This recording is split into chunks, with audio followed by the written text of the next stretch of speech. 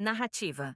O cartão de ATM ficou na minha carteira por 23 anos, as bordas gastas e lisas depois de 2 décadas inteiras sem ser tocado, escondido atrás da minha carteira de motorista. Minha mãe o pressionou na minha mão na semana antes de morrer, os dedos dela fracos mais insistentes. Use isso somente quando você não tiver absolutamente mais nada. Ela sussurrou. Eu prometi a ela que usaria, nunca imaginando que esse dia realmente chegaria. Mas ali estava eu, parado do lado de fora de uma agência do Bank of America numa tarde de terça-feira com $73 na minha conta corrente sem lugar nenhum para dormir essa noite. Eu tenho 45 anos. Há 3 dias, minha esposa de 15 anos me expulsou da nossa casa como se eu fosse lixo que ela esqueceu de levar para o meio-fio. Ela ficou com tudo.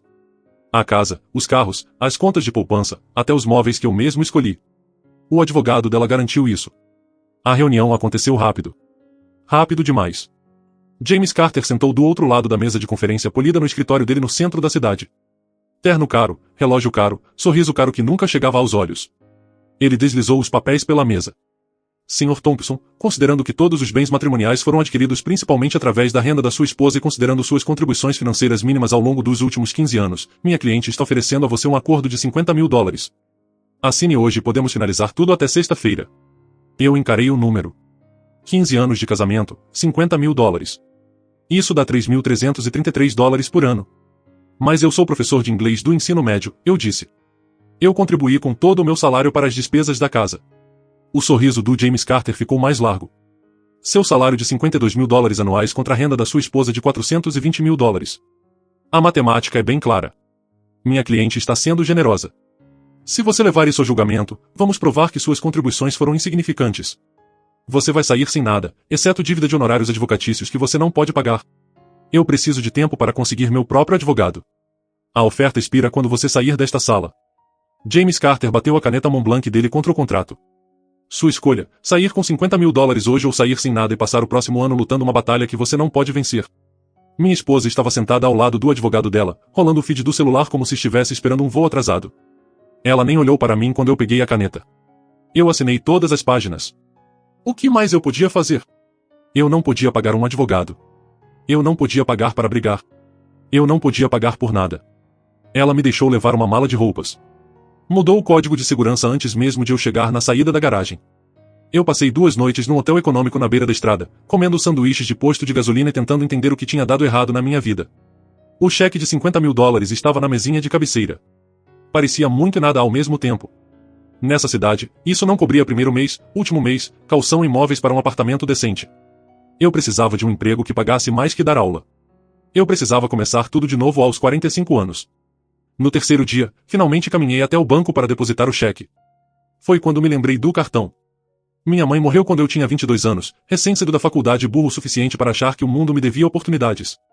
Ela trabalhou como contadora a vida inteira. Nunca tivemos muito. Ela dirigia um Civic de 12 anos, comprava roupa em brechó, recortava cupons do jornal de domingo. Mas sempre garantiu que eu tivesse o que precisava para a escola. Na semana antes de ela partir, o câncer tendo levado tudo menos a mente dela, ela me chamou para perto da cama. Ethan, eu preciso que você me prometa uma coisa. Qualquer coisa, mãe. Ela tirou um cartão de banco da gaveta da mesinha de cabeceira. As mãos dela tremiam enquanto pressionava o cartão na minha mão. Isso é de uma conta que eu abri anos atrás. O PIN é a sua data de nascimento, mês e dia. Me promete que você só vai usar isso quando não tiver absolutamente mais nada. Quando você estiver no fundo do poço e precisar de ajuda. Eu prometi, confuso mais sem querer perturbá-la nos últimos dias dela. Mãe, que conta é essa? Quanto dinheiro? Você vai entender quando chegar a hora. Só me promete que vai esperar até realmente precisar. Ela morreu 3 dias depois. Eu mantive o cartão na carteira todos esses anos. Nunca usei. Nem ao menos chequei o saldo. Parecia errado de algum jeito, como se fosse admitir que precisava da ajuda da minha mãe morta. Eu imaginava que era talvez uma pequena poupança. Alguns milhares que ela conseguiu guardar. Mas parado do lado de fora daquele banco literalmente sem nada, finalmente tirei o cartão. A faixa magnética mal dava para ler depois de 23 anos. Eu enfiei no caixa eletrônico, meio esperando que fosse rejeitado ou que a conta estivesse fechada ou bloqueada por inatividade. Por favor, digite seu PIN. Eu digitei 0724. 24 de julho. Meu aniversário. A máquina demorou mais que o normal para processar. A tela ficou em branco. Depois piscou uma mensagem que fez meu estômago despencar. Por favor, dirija-se imediatamente a um gerente. Perfeito. A conta provavelmente estava fechada. 23 anos é muito tempo. Claro que não ia funcionar. Eu estava virando para ir embora quando a porta da frente do banco abriu com força. Um homem de terno escuro, crachá dizendo Michael Reynolds, gerente da agência, praticamente correu na minha direção. Senhor, ele disse, ofegante como se tivesse corrido pelo prédio inteiro. Senhor, por favor não saia. Preciso que entre agora mesmo. É urgente. Tem algum problema? O rosto dele estava pálido. As mãos dele tremiam de verdade. A conta que você acabou de acessar. Preciso verificar algo imediatamente. Por favor, por aqui. Eu o segui para dentro, passando pelas janelas dos caixas, até um escritório privativo nos fundos. Ele fechou a porta, abriu algo no computador, e os dedos dele tremiam enquanto digitava. Senhor, posso ver algum documento de identificação? Eu entreguei minha carteira de motorista. Ele comparou com o que estava na tela, depois me olhou como se eu fosse um fantasma. Sr. Thompson, quando foi a última vez que o senhor acessou essa conta? Nunca. Minha mãe me deu o cartão há 23 anos, logo antes de morrer. Nunca usei até hoje. Michael sentou de volta na cadeira e passou a mão pelo cabelo. Parecia que ia vomitar. Sr. Thompson, a conta que o senhor tentou acessar tem um saldo atual de 47,3 milhões de dólares. As palavras me acertaram tão forte que eu cheguei a rir. Era a coisa mais absurda que eu já tinha ouvido. Isso é impossível. Minha mãe era contadora. Dirigia um carro mais velho que eu. Morávamos num apartamento de 2 quartos minha infância inteira.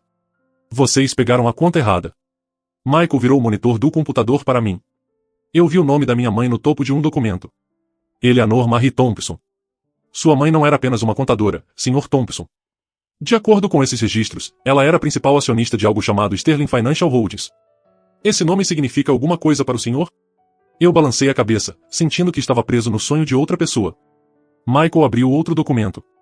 Esse aqui cheio de números e nomes de empresas que eu reconhecia vagamente. Sterling Financial Holdings era uma firma de venture capital fundada em 1980. Fez investimentos iniciais em várias empresas de tecnologia. Microsoft, Apple, Oracle. O investimento inicial da sua mãe de 50 mil dólares cresceu exponencialmente ao longo de 40 anos. Isso não pode estar certo. Minha mãe nunca mencionou nada disso. Muitas vezes mal tínhamos dinheiro para comida. De acordo com essas anotações, ela instruiu especificamente que o senhor não fosse informado sobre a conta até que o senhor acessasse pessoalmente. Tem uma carta aqui que deveria ser entregue ao senhor quando esse dia chegasse. Ele abriu uma gaveta da mesa e tirou um envelope lacrado que parecia estar ali há décadas. A caligrafia da minha mãe na frente, desbotada mais clara. Para Ita, quando ele mais precisar.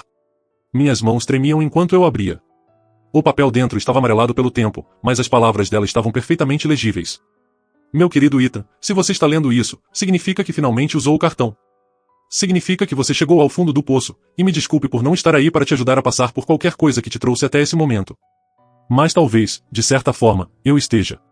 Você provavelmente está confuso sobre o dinheiro. Deixe-me explicar. Quando eu tinha 25 anos, trabalhei como contadora para uma pequena startup chamada Sterling Financial. O fundador não podia me pagar muito, então ofereceu ações da empresa no lugar. Eu não fazia ideia do que isso significava, mas precisava do emprego, então aceitei. Essas ações valeram milhões quando os investimentos da empresa deram certo. Eu poderia ter vivido como rainha, Ita, mas escolhi não fazer isso. Eu vi muitas pessoas destruírem suas vidas com riqueza repentina. Vi famílias se despedaçarem por causa de dinheiro, por ganância, por pessoas que valorizavam dólares mais do que uns aos outros. Então eu fiz uma escolha. Eu viveria de forma simples, trabalharia duro, e guardaria tudo para você. Para esse exato momento. Não para diversão ou luxo, mas para sobrevivência. Para uma segunda chance, eu configurei essa conta com instruções específicas. Você só poderia acessá-la quando não tivesse mais nada. Quando estivesse no seu ponto mais baixo. Porque é quando o dinheiro mais importa. Não quando você está confortável, mas quando está desesperado. O valor nessa conta é seu completamente. Sem impostos devidos. Sem restrições. Ele ficou esperando aqui até você precisar. Use com sabedoria, meu filho. Não para comprar coisas, mas para construir algo. Para recomeçar. Para se tornar o homem que eu sempre soube que você poderia ser. Eu te amo mais do que todo o dinheiro do mundo poderia medir. Mamãe, eu fiquei ali no escritório do Michael Reynolds, segurando uma carta de uma mulher que estava morta há 23 anos, mas que de algum jeito sabia exatamente quando eu precisaria dela. Sr. Thompson, Michael disse baixinho, o que o senhor gostaria de fazer? Eu pensei na minha esposa sentada na nossa casa. Provavelmente aliviada de se livrar do marido insuficiente. Pensei no James Carter, que me fez sentir sem valor. Pensei naquele cheque de 50 mil dólares no meu bolso que deveria ser minha compensação inteira por 15 anos de casamento. E comecei a rir. Não de alegria. Da absoluta absurdidade de tudo aquilo. Sr. Thompson, Michael parecia preocupado, como se eu estivesse tendo um colapso. Eu enxuguei os olhos e olhei diretamente para ele. Preciso fazer alguns telefonemas. E preciso do nome do melhor advogado de divórcio desse estado. Michael Reynolds sentou do outro lado da mesa, me observando com cuidado como se tivesse medo que eu desmaiasse. Ele tinha acabado de me dizer que minha mãe me deixou 47,3 milhões de dólares. O número parecia fictício. Preciso que explique isso de novo, eu disse. Lentamente, ele abriu um documento na tela, virando o monitor para que eu pudesse ver. Sua mãe, Eleanor Thompson, tornou-se acionista da Sterling Financial Holdings em 1980. A empresa era uma firma de venture capital que investiu cedo em empresas de tecnologia. Microsoft, Apple, Oracle. Quando essas empresas abriram capital e cresceram, as ações da sua mãe aumentaram de valor dramaticamente. Mas ela morava num apartamento de 2 quartos. Trabalhou como contadora até ficar doente. A gente comia jantares congelados e cereal de marca barata. Michael assentiu. De acordo com as anotações no arquivo dela, isso foi intencional. Ela viu várias famílias do círculo dela se destruírem quando ganharam riqueza repentina. Casamentos acabaram. Filhos desenvolveram vícios. Pessoas que ela conhecia perderam tudo por ganância e escolhas ruins. Então ela decidiu viver modestamente e preservar tudo para você, com uma condição. Que condição? Que você só poderia acessar os fundos quando não tivesse mais nada. Quando estivesse realmente desesperado. Ela acreditava que é quando o dinheiro mais importa. Não quando a vida está confortável, mas quando você está no ponto mais baixo e precisa de um caminho para subir. Eu segurei a carta da minha mãe, lendo de novo. A caligrafia desbotada mais clara. A voz dela passando pelas palavras como se estivesse sentada do meu lado. O valor nessa conta é seu completamente, Michael continuou. Sem impostos devidos porque foi mantido numa estrutura de traste especializada. Sem restrições sobre como usar. Sua mãe configurou isso há 40 anos e nunca tocou num único dólar. Só deixou crescer e esperou por esse dia. Eu me recostei na cadeira, tentando processar o que isso significava. Há 3 dias eu estava destruído. Minha esposa tinha me esmagado. O advogado dela tinha me feito sentir sem valor. Eu assinei 15 anos da minha vida por 50 mil dólares porque achava que não tinha escolha. E agora é isso. Sr. Thompson, o que o senhor gostaria de fazer? Michael perguntou. Eu pensei no rosto presunçoso do James Carter. Pensei na minha esposa rolando o celular enquanto eu assinava papéis que destruíam minha vida. Pensei em como os dois acharam que eu estava derrotado, acabado, fraco demais para revidar. Preciso contratar um advogado, eu disse. O melhor advogado de divórcio do estado. Alguém especializado em reverter acordos injustos. Michael sorriu levemente. Posso fazer algumas ligações se quiser. Minha esposa é paralegal. Ela sabe quem cuida desses casos. Eu agradeceria. Ele pegou o telefone e saiu do escritório. Eu fiquei ali segurando a carta da minha mãe, lendo pela 3ª vez. Use com sabedoria, meu filho. Não para comprar coisas, mas para construir algo. Para recomeçar. Ela sacrificou tudo para que eu pudesse ter esse momento. Ela dirigiu aquele Civic velho, recortou cupons e trabalhou até o câncer levar ela embora. Tudo isso para que eu tivesse uma rede de segurança quando mais precisasse. Eu não ia desperdiçar. Michael voltou 15 minutos depois com um nome e número de telefone escritos num cartão de visita. Elizabeth Warren. Ela é cara. $850 por hora. Mas é a melhor. Fez carreira em casos como o seu. Revertendo acordos forçados e lutando em divórcios de alto patrimônio. Se alguém pode te ajudar, é ela. Eu peguei o cartão. Dinheiro não é mais problema. Ele sorriu. Não, suponho que não seja. Precisa de mais alguma coisa agora? Preciso acessar parte dos fundos.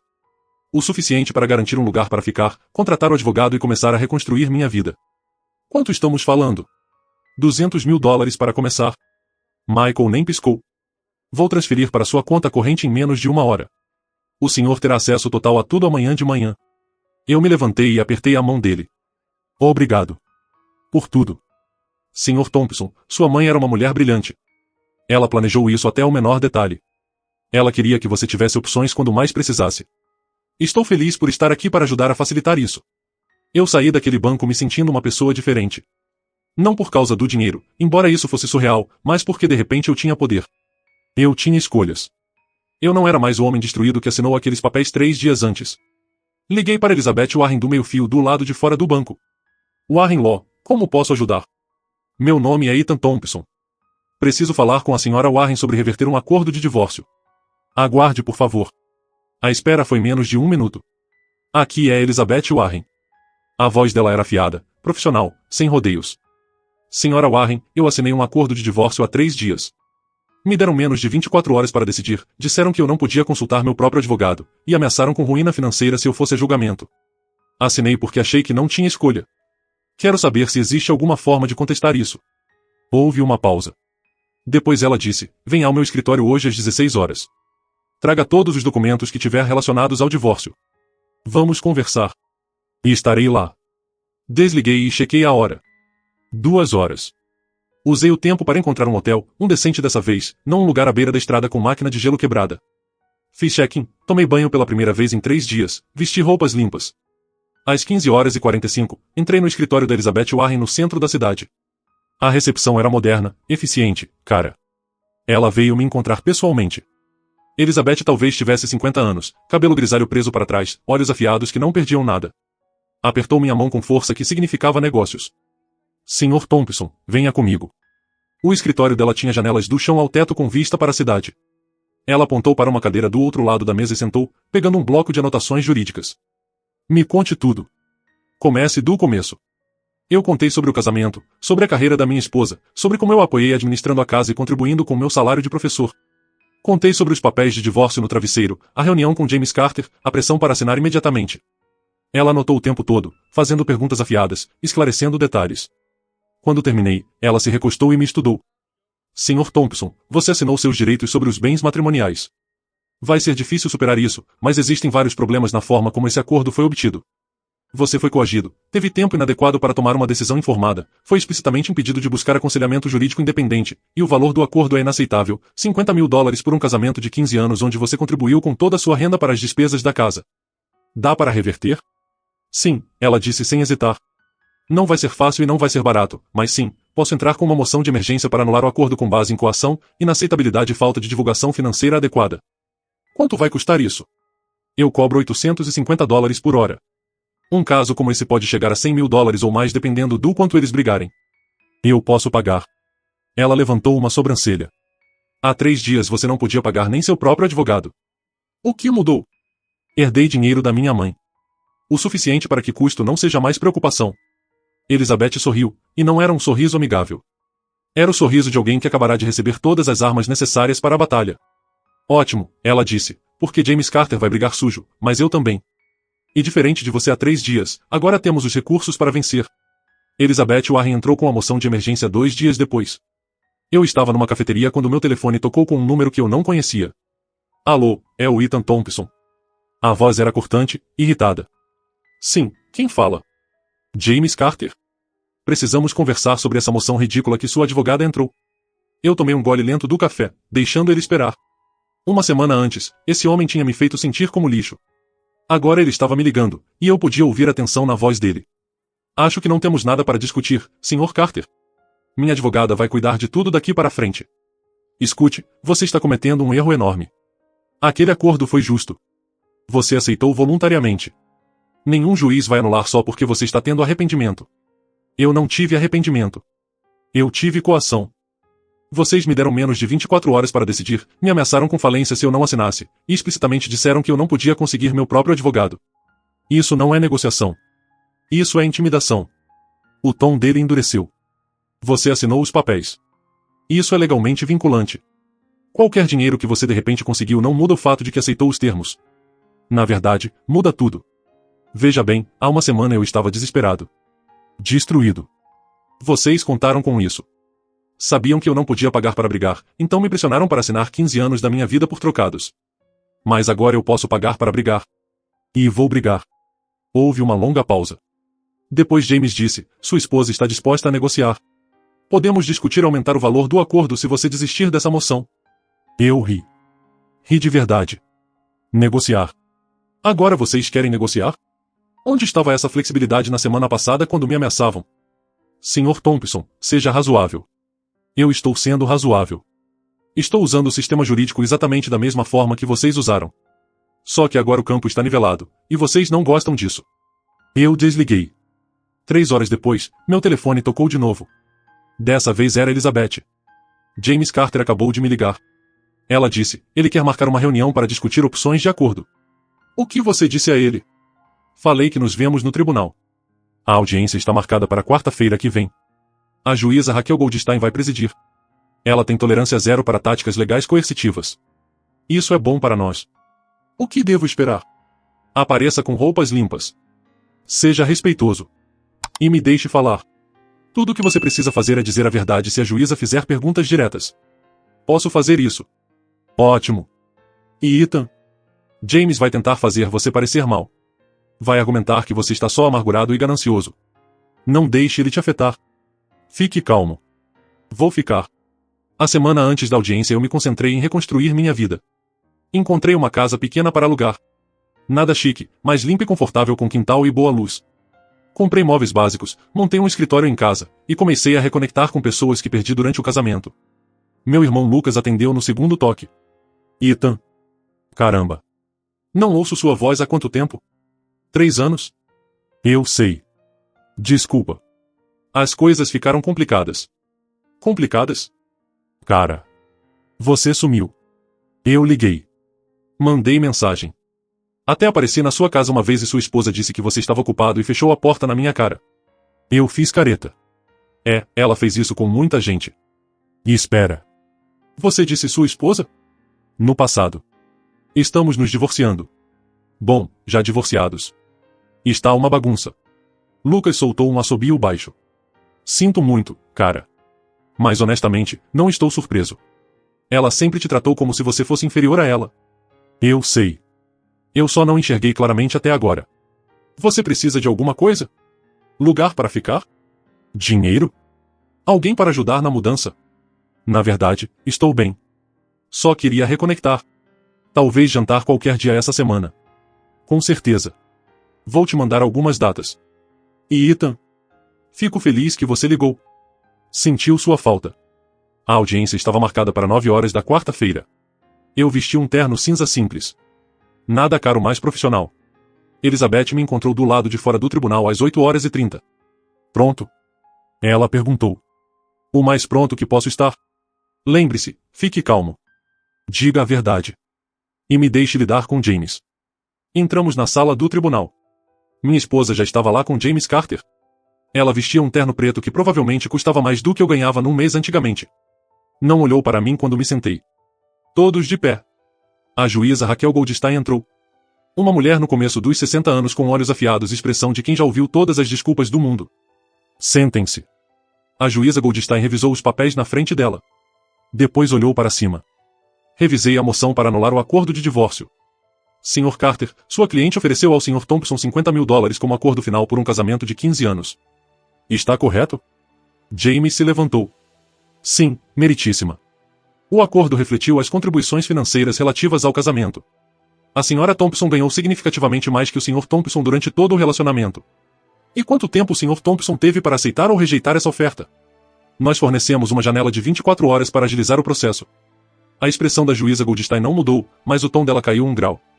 Vocês deram 24 horas para ele tomar uma decisão que muda a vida sobre a dissolução de um casamento de 15 anos? Achamos que era tempo suficiente. E foi permitido que ele consultasse um advogado independente? James hesitou. Nós o encorajamos a aceitar a oferta como apresentada para evitar despesas legais desnecessárias.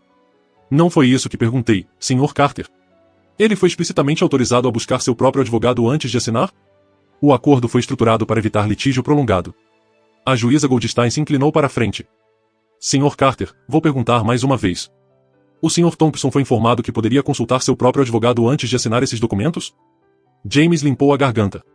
Nós o aconselhamos que atrasar o processo resultaria em um resultado menos favorável. Então vocês o assustaram.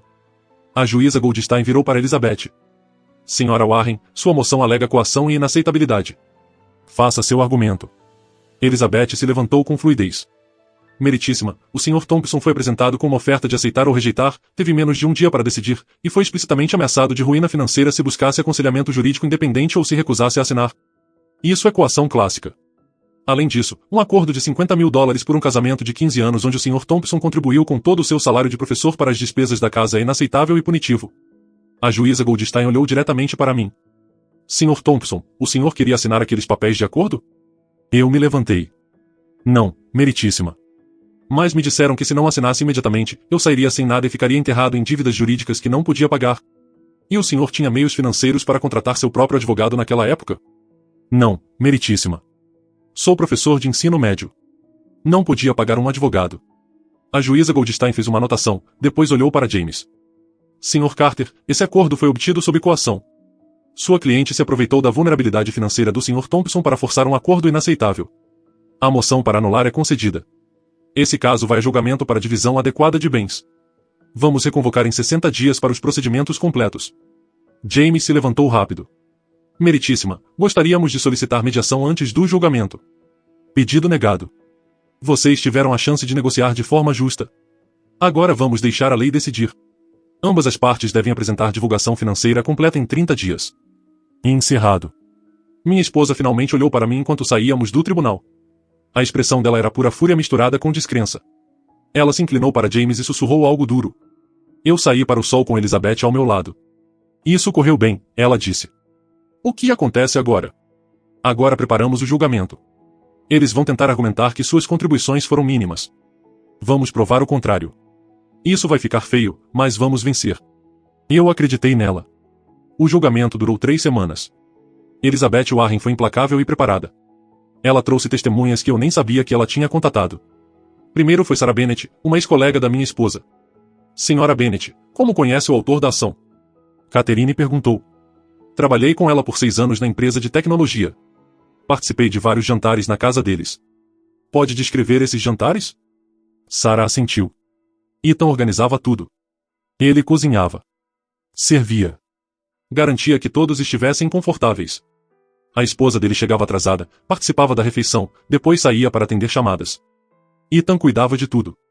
As apresentações que ela fazia nesses jantares? Ethan editava. Eu vi os rascunhos com as anotações dele. James tentou objetar, mas a juíza Goldstein deixou continuar. Elizabeth trouxe especialistas financeiros que testemunharam que $50.000 por 15 anos era absurdamente baixo. Trouxe meu diretor, Vitor Reis, que testemunhou sobre minha dedicação ao ensino e como eu recusei cargos mais bem pagos porque a carreira da minha esposa exigia que ficássemos nessa cidade. Ela até trouxe nossa ex-conselheira matrimonial, Patrícia Coleman. O casal fez terapia? Elizabeth perguntou. Sim, por 8 meses a 2 anos. Quem iniciou a terapia? Ethan. Ele sentia que estavam se afastando e queria trabalhar no casamento. E qual era a atitude da esposa dele nessas sessões? Patrícia hesitou, depois disse que ela comparecia esporadicamente. Quando vinha, passava a maior parte do tempo no celular ou deixando claro que achava que terapia era algo abaixo dela. James revidou com força. Chamou minha esposa ao banco das testemunhas. Senhora Thompson, quem pagou pela casa matrimonial? Eu. Entrada, hipoteca, tudo. Os veículos? Meus. As contas de investimento? Todas financiadas pela minha renda. Elizabeth contra-interrogou com precisão. Senhora Thompson, durante o casamento, seu marido administrava a casa? Minha esposa se mexeu desconfortável. Tínhamos uma empregada. Não foi isso que perguntei. Seu marido cuidava do agendamento, compras de supermercado, manutenção da casa e recebia seus clientes? Ele ajudava. Sim. Ajudava. A senhora Bennett testemunhou que seu marido organizava sozinho jantares de negócios que foram cruciais para o avanço da sua carreira. Ela está mentindo? Não. Mas eram só jantares. Elizabeth sorriu friamente. Só jantares. Jantares em que você fechava negócios de milhões. Jantares que exigiam planejamento, cozinha, apresentação e gerenciamento de clientes. Tudo isso enquanto trabalhava em tempo integral como professor. Mas claro, só jantares. James chamou testemunhas de caráter que testemunharam sobre minha falta de ambição. Elizabeth destruiu elas no contra-interrogatório, provando que apoiar a carreira do cônjuge enquanto mantém a própria profissão não é falta de ambição. É parceria. Os argumentos finais foram brutais. James argumentou que eu estava amargurado e ganancioso. Elizabeth argumentou que eu era um homem que foi sistematicamente desvalorizado e depois legalmente intimidado para um acordo inaceitável. A juíza Goldstein levou 2 dias para dar o veredicto. Quando voltamos à sala do tribunal, ela não perdeu tempo. Após revisar todas as provas e testemunhos, este tribunal considera o acordo original inaceitável e obtido por coação. O tribunal ordena o seguinte: a casa matrimonial deve ser vendida. Os lucros divididos igualmente. Todas as contas de investimento divididas igualmente. Todos os veículos vendidos. Lucros divididos igualmente. A senhora Thompson pagará ao senhor Thompson $450.000 adicionais em pensão conjugal para equalizar o acordo. Tribunal encerrado. O rosto da minha esposa ficou branco. Ela virou para James, que parecia ter levado um tapa. Eu saí daquele tribunal com Elizabeth ao meu lado. Você acabou de ganhar aproximadamente $3 milhões, ela disse. Eu assenti, mas o dinheiro não era o que importava. O que importava era me defender. O que importava era provar que 15 anos da minha vida tinham valor. Obrigado, Elizabeth. Ela sorriu. Você fez isso. Você lutou de volta quando a maioria das pessoas simplesmente aceitaria a derrota. Minha mãe me ensinou a usar o presente dela só quando eu não tivesse mais nada. Acontece que não ter mais nada foi exatamente o que eu precisei para encontrar tudo o que tinha perdido. 6 meses depois do veredicto, eu estava sentado no meu quintal numa manhã de sábado, corrigindo redações e tomando café. A casa que aluguei era modesta, mais confortável, com espaço suficiente para mim e nada que eu não precisasse. O acordo do divórcio tinha sido finalizado. A casa foi vendida, investimentos divididos, tudo rachado no meio. Com os 450 mil dólares adicionais que a juíza ordenou, o total chegou a um pouco mais de 3 milhões de dólares. Mas eu não tinha mudado muito minha vida. Voltei a dar aula imediatamente. As crianças precisavam de consistência, e honestamente, eu também. Ensinar me dava propósito que o dinheiro nunca poderia. Meu telefone vibrou. Mensagem do Lucas. Jantar hoje à noite? Vou trazer a Chloe. Ela quer te conhecer. Eu sorri e respondi sim. Naquela noite, encontrei meu irmão e a namorada dele num restaurante italiano pequeno no centro. Chloe era calorosa e engraçada, fazendo perguntas genuínas sobre meu trabalho e realmente escutando as respostas. Parecia estranho depois de anos da minha esposa tratar minha profissão como uma vergonha. Seu irmão disse que você é professor, Chloe disse. Que ano? Ensino médio, inglês. Juniors e seniors na maior parte. Que incrível. Minha sobrinha teve uma professora que mudou a vida dela inteira. Convenceu ela a se candidatar à faculdade quando ninguém mais acreditava nela. É por isso que eu faço isso, eu disse. O dinheiro não é grande coisa, mas quando você vê um jovem descobrir que é capaz de mais do que pensava, isso vale tudo. Lucas sorriu. Esse é o irmão que eu lembro. Aquele que realmente conversa e sorri. Depois do jantar, caminhando até o carro, me senti mais leve do que me sentia em anos. Meu irmão estava de volta na minha vida. Eu tinha amigos de novo. Tinha trabalho que importava. A herança da minha mãe estava quase toda intocada em investimentos conservadores. Usei o que precisei para a batalha legal e para estabilizar minha vida, mas o resto só crescia quietinho. Eu não precisava de mansão nem carros caros. Eu tinha o suficiente. Uma semana depois, esbarrei na minha ex-esposa no tribunal. Estávamos lá por motivos diferentes. Ela por algum registro corporativo, eu ajudando um ex-aluno com uma questão legal. Ela me viu do outro lado do saguão. Por um segundo, achei que ela ia virar e sair. Em vez disso, veio até mim. Ethan. Eu assenti. Oi. Ela parecia cansada. Mais velha de algum jeito, embora só meses tivessem passado. Como você está? Ela perguntou. Bem. Dando aula, passando tempo com a família. E você? Ocupada. O trabalho é exigente. Um silêncio constrangedor se estendeu entre nós. Olha, ela disse finalmente. Sei que as coisas terminaram mal. Só queria dizer que sinto muito pela forma como lidei com tudo. Eu estudei o rosto dela, procurando sinceridade. Talvez tivesse. Talvez não. De qualquer forma, não importava mais. Agradeço, eu disse. Espero que as coisas deem certo para você. Ela piscou, surpresa. Só isso? O que mais tem para dizer? Estamos divorciados. A parte legal está encerrada. Seguimos em frente cada um. Achei que você estaria bravo. Eu estava. Por um tempo. Mas raiva consome energia que eu prefiro gastar com coisas que realmente importam. Espero que você encontre o que está procurando. Eu me afastei antes que ela pudesse responder. Enquanto saía pelas portas do tribunal para o sol da tarde, não senti nada por ela. Nem raiva. Nem amor. Nem arrependimento. Apenas a satisfação quieta de um capítulo encerrado.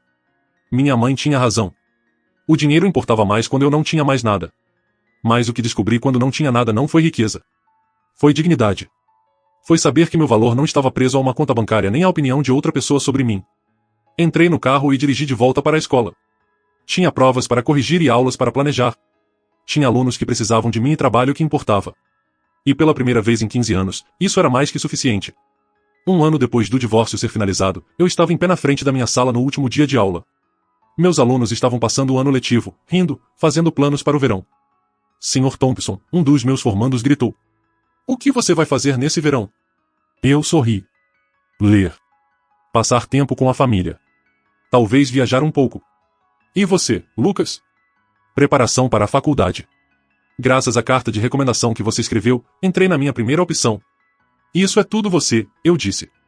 Eu só disse a eles o que já via em você. Depois do sinal final tocar e a sala esvaziar, eu sentei na minha mesa olhando a pilha de bilhetes de agradecimento que os alunos deixaram. Ensinar sempre foi meu propósito. Mas em algum momento durante o casamento, eu esqueci disso. Deixei alguém me convencer que não era o suficiente. Meu telefone vibrou. Lucas. Aniversário da mãe semana que vem. Jantar em família na minha casa. Você vem? Não perco por nada. Respondi. Eu tinha usado uma parte do presente da minha mãe para criar um fundo de bolsa de estudos com o nome dela. A Fundação Eleanor Thompson fornecia financiamento universitário para alunos de famílias de baixa renda que cursavam licenciaturas. 20 alunos receberam bolsas esse ano. Parecia certo, honrar o sacrifício dela ajudando outros do jeito que ela me ajudou. O resto da herança estava investido, crescendo firme. Eu não precisava dela. Meu salário de professor cobria minhas despesas confortavelmente. A casa que aluguei tinha uma horta onde eu plantava tomates. Dirigia um Toyota confiável. Eu tinha tudo o que precisava. Naquela noite, encontrei meu irmão e alguns velhos amigos num restaurante local. Rimos de histórias antigas, fizemos planos para um acampamento, conversamos sobre nada importante e tudo o que importava. Enquanto dirigia para casa mais tarde, pensei na jornada daquele momento desesperado no caixa eletrônico até aqui. Minha mãe me deu mais que dinheiro. Me deu uma segunda chance.